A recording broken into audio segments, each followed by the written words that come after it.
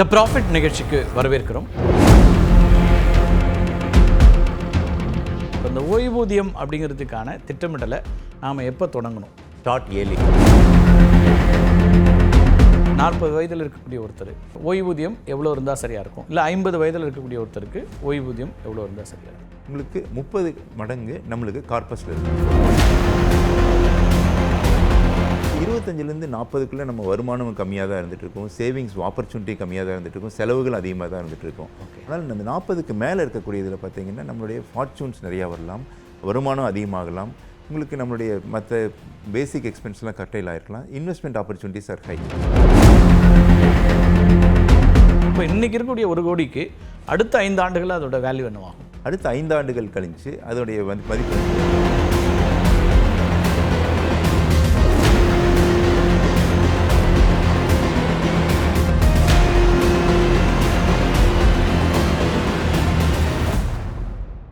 வணக்கம் நண்பர்களே, த ப்ராஃபிட் நிகழ்ச்சிக்கு வரவேற்கிறோம். இன்றைய சிறப்பு விருந்தினர் பொருளாதார அறிஞர், ஆடிட்டர் திரு கார்த்திகேயன் சார். வணக்கம். வணக்கம் சார். இப்போ அவசர கால நிதி பற்றி பேசணும். அது எவ்வளோ முக்கியமோ இன்னொரு முக்கியமான விஷயமும் இருக்குது, அது இந்த ஓய்வூதியம். இப்போ அதுக்கு எப்படி திட்டமிடணும் அப்படின்ற ஒரு கேள்வி அடிப்படையில் இருக்குது. இப்போ இந்த ஓய்வூதியம் அப்படிங்கிறதுக்கான திட்டமிடலை நாம் எப்போ தொடங்கணும்? Start early. அதுதான் ஒரே சிம்பிள்ங்க. முதல் மாத சம்பளத்திலேருந்து ரிட்டையர்மெண்ட்டை பற்றி யோசிங்க அப்படிங்கிறது தான் இன்றைக்கி இருக்கக்கூடிய ஒரு லாஜிக்.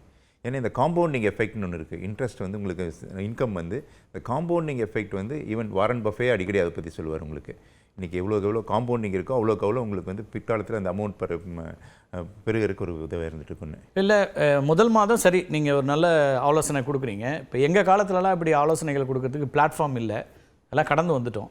அப்போ ஒரு 30 வயதில் இல்லை 40 வயதில் 50 வயதில் இருக்கக்கூடியவங்க அப்போ என்ன பண்ணணும்? Start it today. இதுதான் ப்ராப்ளம். உங்களுக்கு அட்லீஸ்ட் மிஸ் பண்ணது தப்பு இல்லை.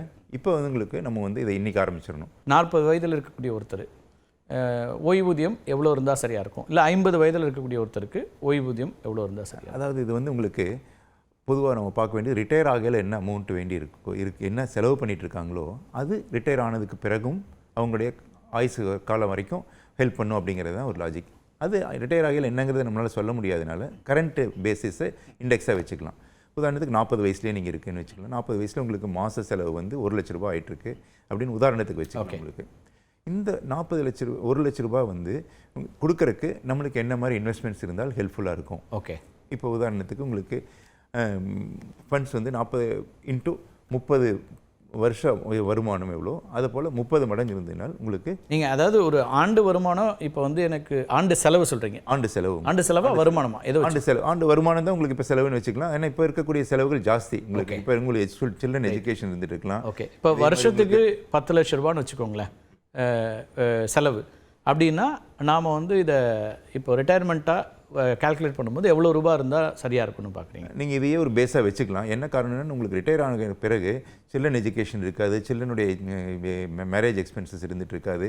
ஆனால் வேறு செலவுகள் அதிகமாகும். ஏன்னா ஹெல்த் எஜுகேஷன், ஹெல்த் ரிலேட்டடாக அதிகமாக இருக்கலாம், ட்ராவல் அதிகமாக இருந்துகிட்டு இருக்கலாம் ரிட்டையர் ஆனதுக்கு பிறகு. ஸோ அந்த இதுவும் சேம் அப்படிங்கிற மாதிரி வச்சுக்கிட்டோம்னா உங்களுக்கு 30 மடங்கு நம்மளுக்கு கார்பஸில் இருக்கணும். ஓகே. இப்போ 10 லட்ச ரூபாய் இப்போ இருக்குது அப்படின்னா ரிட்டையர்மெண்ட் ஃபண்டாக 3 கோடி ரூபாய் 3 கோடி ரூபாய் இருந்துட்டு இருக்கணும் உங்களுக்கு. ஓகே. இப்போ இந்த 3 கோடி ரூபாய் இருக்குன்னு வச்சுங்க, இதில் சேஃப் வித்ட்ராயல்னு ஒன்று சொல்லுவாங்க. அதாவது நாளைக்கு 3 கோடி ரூபாய் இருக்குது, அந்த 3 கோடியிலேருந்து வருஷத்துக்கு 4% எடுக்கிறோன்னு வச்சுக்கலாம். உங்களுக்கு இந்த ஃபார் எக்ஸாம்பிள் மியூச்சுவல் ஃபண்ட்லேயே இருக்குது, SWPன்னு சிஸ்டமேட்டிக் வித்ட்ராயல் பிளான் அப்படின்னு நீங்கள் முதலே சொல்லிட்டீங்கன்னா 4% அதில் எடுக்கலாம். ஓகே. உதாரணத்துக்கு இந்த 3 கோடிக்கு 4% 12 லட்ச ரூபா வருதுன்னு வச்சுக்கலாம். இது ஆண்டு வருமானம். 12 லட்ச ரூபா ஆண்டு வருமானம் இருக்குது. மாதத்துக்கு 1 லட்ச ரூபா கிடைக்கும். மாதத்துக்கு வருமானம் உங்களுடைய வருமானம் 1 லட்சங்கிறது வந்து வருமானம் ஃபிக்ஸ் ஆகிடுது. இது 4% இருந்ததுன்னு நீங்கள் அதை இன்வெஸ்ட் பண்ண வேண்டியது உங்களுக்கு 6% 7% ரிட்டர்ன் வரக்கூடிய வகையில் இன்வெஸ்ட் பண்ணால், அதாவது சேஃப் இன்வெஸ்ட்மெண்ட்ஸ் பேங்க் டெபாசிட்டே நீங்கள் 6-7% வந்துட்டு இருக்கு. டேக்ஸை நம்ம விட்டுடலாம். டாக்ஸேஷன் அப்போ எப்படி இருக்குங்கிறது டேக்ஸ் இப்போ நான் கால்குலேஷன் பர்பஸ் எடுத்துக்கல. 6-7% இருந்தால் 90 வயசு வரைக்கும் உங்களுடைய இன்ஃப்ளேஷனையும் நம்ம கணக்கில் வச்சுட்டு பார்த்தோம்னா இன்ஃப்ளேஷனை கணக்கில் வச்சு சமாளிக்க முடியுமா? சமாளிக்க முடியும். ஏன்னா 6-7% தான் இன்ஃப்ளேஷன் இன்னைக்கு. அதனால தான் நீங்கள் 4% தான் நீங்கள் வந்து வித்ட்ரா பண்ணுறீங்க வருஷத்துக்கு.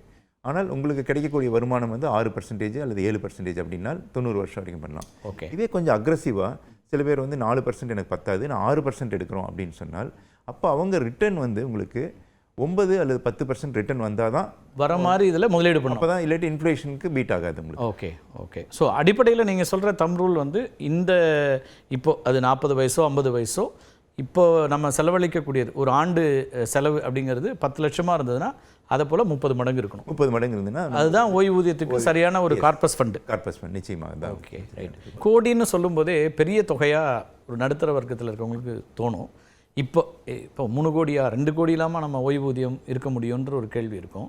ஆனால் இப்போ வந்து ஒரு 50,000 சம்பாதிக்கக்கூடிய ஒருத்தருக்கு அது சாத்தியமாக இருக்குது அப்படின்னு பார்க்குறீங்களா? ஒரு 30 வயதில் இருக்கிறாங்க, 50,000 அவங்களோட மாத சம்பளம், இப்போ ஆண்டுக்கு 6 லட்ச ரூபா அப்படின்னா இப்போ நீங்கள் வந்து 30 மடங்குன்னு நீங்கள் சொல்கிறீங்கன்னா இது 1.8 ரெண்டு இன்னிங்ஸ்னு சொல்லலாம். லைஃப்பை வந்து நான் ஆல்வேஸ் 2 இன்னிங்ஸ் சொல்லுவேன். 25லேருந்து 40 வரைக்கும் ஃபர்ஸ்ட் இன்னிங்ஸ், ஓகே 40லேருந்து 60 வரைக்கும் இருக்கிறது செகண்ட் இன்னிங்ஸ் சொல்லலாம்.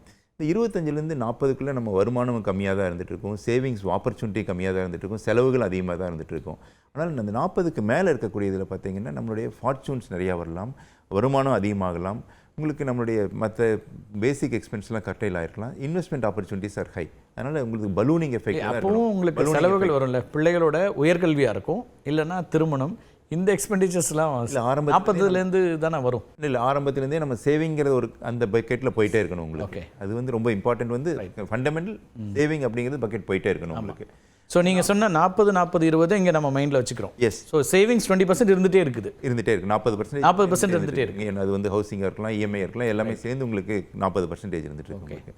அதுலேருந்து உங்களுக்கு அக்யூமுலேட் ஆகையில் இந்த 40 வயசுக்கு மேலே ஓகே இந்த கோடிங்கிறது நிறைய பேரோட அனுபவத்தில் சொல்கிறேன் நான், கிளைண்ட்ஸோட அனுபவத்தில் நிறைய பேரை பார்த்த விஷயத்தில் ஒரு ஆரம்பத்தில் ஒரு மலைப்பான ஃபிகராக இருந்தாலும் ஒரே நாள் அந்த கோடி அப்படின்னா தான் மலைப்பாக இருக்கும். ஓகே. ஆனால் இந்த ஓவர பீரியட் ஆஃப் நான் சொன்ன மாதிரி இப்போது 50,000 சம்பாதிக்கக்கூடிய ஒருத்தர் அல்லது செலவு பண்ணக்கூடிய ஒருத்தர் ஆண்டில் 6 லட்ச ரூபாய் செலவு அப்படின்னா 30 மடங்குன்னா உங்களுக்கு 1,80,00,000 லட்சம் கரண்ட் இன்கம்க்கு ஓய்வூதியமாக அந்த தொகை அப்படிங்கிறதாக இருக்கும். ஆமாம். ஓகே. ஆனால் லாங் ரனில் பார்க்கல உங்களுக்கு அந்த 50ங்கிறது 2 லட்சம் எண்ணிக்கலாம் ஒரு 10 வருஷமோ 15 வருஷத்துலையோ. அதே மாதிரி அதே எஃபெக்டில் உங்களுக்கு இன்வெஸ்ட்மெண்ட்ஸும் போய் சேர்ந்து நிற்கலாம். இப்போ ஓய்வூதியம்னு பேசும்போது பிஎஃப்னு ஒன்று கூடவே வரும். வேலை பார்க்கக்கூடியவங்களுக்கு ஒர்க்கிங் கிளாஸை பொறுத்த வரைக்கும் பிஎஃப் மணி அப்படின்னு ஒன்று இருந்துகிட்டே இருக்குது பெருமளவுக்கு. இதில் இருக்கிறவங்களும் பிஎஃப் இருக்கலாம் தொழில் செய்யக்கூடியவங்க, பட் ஒர்க்கிங் கிளாஸ்க்கு இப்போ அது போதுமானதாக இருக்கா இல்லை வேறு என்னென்ன நிதியெல்லாம் தேவைப்படும்? பிஎஃப்ங்கிறது ஒரு போர்ஷன் தான் சொல்லுவேன் நான் உங்களுக்கு. பிஎஃப்ங்கிறது அவங்க கவர்மெண்ட்டில் உங்களுக்கு மேண்டேட்ரியாக கொடுத்துருக்காங்க. அதுலேயும் இப்போ நிறையா பிஎஃப் இப்போ புது ரூல்ஸ் எல்லாம் கொண்டு வந்திருக்காங்க, லேபர் கோடில் நிறைய கொண்டு வந்திருக்காங்க, லேபர் லாஸ் கொண்டு வந்திருக்காங்க. இதில் பிஎஃப் சில பேர் போடலாம், சில பிஎஃப் இல்லாமலே இருக்கலாம் அப்படிங்கிற மாதிரி ஆப்ஷன் ஆஃப் தி எம்ப்ளாயி அப்படிங்கிற மாதிரி கொண்டு வந்துருக்காங்க. எம்ப்ளாய்டு ஆப்ஷன்ஸில் பிஎஃப்ங்கிறது ஒரு நல்ல, ஏன்னா அதுலேருந்து வரக்கூடிய பிபிஎஃப்னு இருக்குது தெரியுது. கவர்மெண்ட்டில் இல்லாதவங்களுக்கு பிபிஎஃப்னு இப்போ 15 வருஷம் நிதி ஒதுக்கீடு 15 வருஷம் நம்ம போட்டுகிட்டே இருக்கையில் அதுலேருந்து வரக்கூடிய வட்டி வந்து இன்கம் டேக்ஸ் கிடையாது. அந்த மாதிரி சில அனுகூலங்கள் இருந்துகிட்ருக்கு. இது ஒரு போர்ஷன் ஆஃப் இன்வெஸ்ட்மெண்ட். எல்லாத்தையும் ஒரே இதில் வைக்காமல் நம்ம வெவ்வேறு விதமான இன்வெஸ்ட்மெண்ட்ஸில் வச்சுட்டு ஓவராலாக நம்ம ரிட்டர்ன் என்ன வருது, நம்மளுடைய இன்வெஸ்ட்மெண்ட்டுக்கு எவ்வளோ வருது அப்படிங்கிறது மிக முக்கியமாக பார்க்க வேண்டிய ஒன்று. உங்களுக்கு கூடுதலாக பிஎஃப்க்கு நம்ம வந்து ஒவ்வொரு மாதமும் செலுத்துறது சரியாக இருக்கும்னு சில பேர் அந்த மாதிரி ஒரு சாய்ஸ் எடுக்கிறாங்க. எது பெஸ்ட் வே? வாலண்டரி நம்ம அடிஷ்னலாக எவ்வளோ முடியுமோ அதை செய்கிறோம். ஏன்னா அதில் சேமிப்பில் அது சரியானதாக இருக்கா அல்லது வேறு வகையான முதலீடுகள் பெஸ்ட்டாக? நான் அதை கேட்குறேன். ஏன்னா பிஎஃப்ல போடுறது வந்து உங்களுக்கு சேஃப், அப்சல்யூட் சேஃப். அதில் வரக்கூடிய வட்டியும் பார்த்தீங்கன்னா கொஞ்சம் அதிகமான வட்டி, ஒரு 1/2% 1% அதிகமாக வரும் உங்களுக்கு.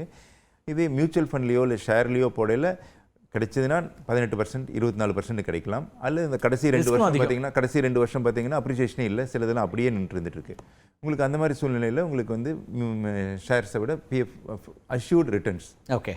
ஸோ அப்போ முடியுது அப்படின்னா நம்ம வந்து கூடுதலாக பிஎஃப்ல போட்டுக்கிறது நல்ல முடிவு தான், நல்ல ஆப்ஷன் அப்படிங்கிறீங்க. இப்போ இந்த ஓய்வூதியம்னு கணக்கிடும்போது இன்னொரு அதோட சேர்த்து இதையும் பார்க்க வேண்டியிருக்கா? அப்போது நமக்கு இப்போ இருக்கக்கூடிய மாதாந்திர செலவு வேறு, ஓய்வு பெறக்கூடிய வயசில் இல்னஸும் அதிகமாக இருக்கும், அவங்களுக்கான மெடிக்கல் எக்ஸ்பெண்டிச்சர்ஸ் கூடுதலாகலாம். நம்ம வந்து இன்சூரன்ஸ் ஒரு பார்ட் இருக்கும், வாய்ப்புகள். ஆனால் மெடிசன் இப்போ நீங்கள் வந்து ஒரு டயபெட்டிக்கில் தொடங்கி வெவ்வேறு க்ரானிக் இல்னஸ் இருக்கிறவங்களுக்கு மாதாந்திர செலவும் கூடுதலாக வரும்ல, அப்போ அதுவும் சேர்த்து நம்ம கணக்கு பண்ணணும். அதுக்கு சேர்த்து தான் நம்ம இது பண்ணணும். அதுக்காக தான் நான் சொல்லுறது, முதல்ல இருக்கிற சில செலவுகள்லாம் இருந்திருக்கும், எஜுகேஷன், சில்ட்ரன் எஜுகேஷனோ சில்ட்ரன் ரிலேட்டட்லாம் இருக்கும், அதெல்லாம் செலவெல்லாம் இருக்காது இப்போது.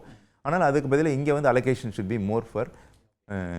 நீங்கள் சொன்னதில் ரொம்ப பெருசாக ஒரு மிடில் கிளாஸில் இருக்கக்கூடிய ஒருத்தர் 50,000 60,000 சம்பாதிக்கக்கூடிய ஒருத்தருக்கு கோடிகள்லாம் வாய்ப்பு இருக்குமா அப்படிங்கிற ஒரு கேள்வி இருக்கும் ஜென்ரலாக. இப்போ எனக்கு இன்னொரு கேள்வி என்ன இருக்குன்னா, இந்த கோடி ரூபாய் அப்படின்னு இன்றைக்கி இருக்கக்கூடிய வேல்யூ இருக்குல்ல, இந்த 1 கோடி ரூபாயோட வேல்யூ அடுத்தடுத்த ஆண்டுகள் என்னவாகும் அப்படிங்கிற ஒரு கேள்வி இருக்குது. இப்போ இன்றைக்கி இருக்கக்கூடிய 1 கோடிக்கு அடுத்த 5 ஆண்டுகளில் அதோட வேல்யூ என்னவாகும்?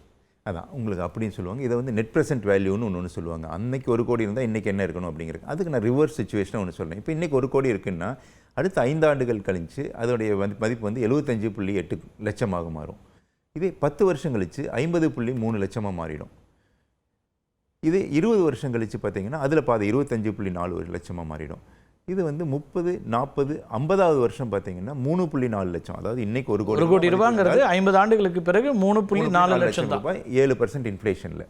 இன்ஃப்ளேஷன் இன்னைக்கு 6லேருந்து 7% இருக்குது. இதே இன்ஃப்ளேஷன் அதிகமானால் இன்னும் கம்மியாயிடும். ஆமாம், இன்ஃப்ளேஷன் கம்மியாச்சுன்னா நெட் ப்ரெசென்ட் வேல்யூ குறையிறத வச்சு தான் நம்மளுடைய அந்த கணக்குகளையும் நம்ம வைக்கணும். ஓய்வூதியம் எவ்வளவா இருக்கணுங்கிறதும் நம்ம அந்த கணக்குல இருந்தால் பார்க்குறோம். அதுக்காக தான் நான் சொல்கிறது வந்து உங்களுக்கு ஏதாவது ஹவுசிங் லோன்லாம் வாங்கல உங்களுக்கு அப்போ கட்ட வேண்டியது இன்றைக்கி மதிப்பில் பார்க்கல கம்மியாக இருக்கும். ஏன்னா அந்த இன்ஃப்ளேஷன் பேஸ்டு பண்ணல. அந்த அடிப்படையில் தான் நம்ம வந்து ப்ரீ க்ளோஸ் பண்ணுறது வேண்டாம் அப்படின்னு அந்த மாதிரியில் தான் நம்ம பேசணும். லாங் டேர்முக்குலாம் பேசினது அந்த லாங் டைமில் நம்ம வந்து லோனை வந்து இஎம்ஐ அதாவது ஹவுசிங் லோனாக இருந்தால் ப்ரீ க்ளோஷர் அப்படிங்கிறது அட்வைசபிள் இல்லை. அந்த அமௌண்ட்டை வந்து நம்ம வேறு இன்வெஸ்ட்மெண்ட்டுக்கு யூஸ் பண்ணால் அது பெட்டர் ரிட்டர்ன் கிடைக்கும். ஓகே, நம்ம கட்ட வேண்டிய தொகையான 8.5%. ஸோ இப்போ எல்லா இன்வெஸ்ட்மெண்ட்டுமே நம்ம இந்த 2 அடிப்படையில் பார்க்க வேண்டியிருக்கு. ஒன்று நெட் ப்ரெசென்ட் வேல்யூ குறையிறது, இன்னொன்று இன்ஃப்ளேஷன். இந்த ரெண்டையும் இந்த இன்ஃப்ளேஷனுக்கு நிறைய பேர் கன்சிடரே பண்ணுறதில்லை. இன்றைக்கி 5 கோடி இருந்தால் போகிறோம் அல்லது 2 கோடி இருந்தால் போகிறோம் அப்படின்னு நினைக்கிறாங்க. ஆனால் அதனுடைய மதிப்பு வந்து 20 வருஷம் கழிச்சு. ஏன்னா நம்ம லைஃப் எக்ஸ்பெக்டன்சி இன்றைக்கி அதிகமாகிட்டே போகுது. அந்த காலத்தில் 60, 64 இருந்தது. இன்றைக்கி 85, 90 வரைக்கும் கம்ஃபர்டபுளாக இருக்காங்க எல்லாருமே. அதனால் அதுக்கு ஒரு ப்ரொவிஷன். அதில் கூட நீங்கள் சொல்கிற மாதிரி ஆவரேஜ் ஏஜ் வந்து கூடியிருக்கு. அதே நேரத்தில் கூடுதலாக அவங்களுக்கான மருத்துவ செலவுகளும் கூடுது. மருத்துவ செலவு ஆரோக்கியமாக 80 வயசு 90 வயசு இருக்கிறவங்களுடைய எண்ணிக்கை குறைஞ்சிச்சு. அதிக ஆயுள் இருக்குது, ஆனால் கொஞ்சம் கூடவே இந்த மருத்துவ செலவுகள் அப்படிங்கிறது கூடிட்ட ஒரு காலமாகவும் இருக்குது. இது எல்லாமே இது ப்ரொவிஷன் போடணும். இது பேர் தான் நயாகரா சிண்ட்ரோம் அப்படிம்பாங்க உங்களுக்கு.